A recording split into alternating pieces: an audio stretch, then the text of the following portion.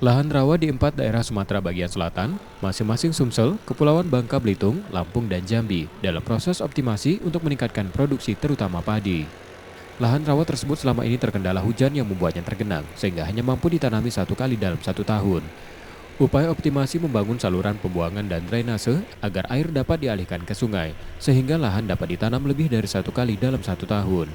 Kerja bersama TNI dari Kodam 2 Sriwijaya dan Kementerian Pertanian ini pada semester pertama ditarget rampung Juni 2024. Luas lahan yang dioptimasi masing-masing, Sumsel 98.400 hektar, Lampung 14.874 hektar, Kepulauan Bangka Belitung 28.202 hektar, dan Jambi 10.000 hektar lebih. Sehingga lahan yang terbenang oleh air ini, airnya bisa surut, ya keluar ke sungai dan bisa ditanami. Hanya itu saja. Targetnya semester 1 itu di bulan Juni. Bulan Juni harus sudah selesai 98.400 hektar bulan Juni, khusus di Sumatera Selatan saja. Untuk program ini, Sumbaksel merupakan daerah terbesar di Indonesia tahun ini hampir mencapai 130.000 hektar lahan rawa. Kementerian Pertanian bersama TNI dari Kodam 2 Sriwijaya yakin target tersebut dapat tercapai. Utamanya padi.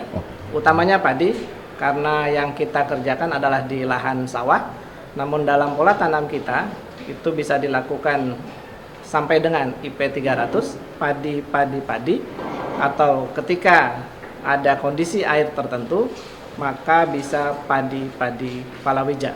Artinya lahan kita harus terus kita optimalkan untuk terus ditanami dan menghasilkan pangan yang baik untuk kita semua.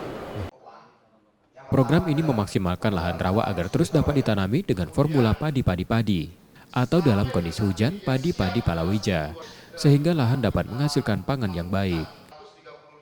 Tim Liputan, Kompas TV, Palembang, Sumatera Selatan.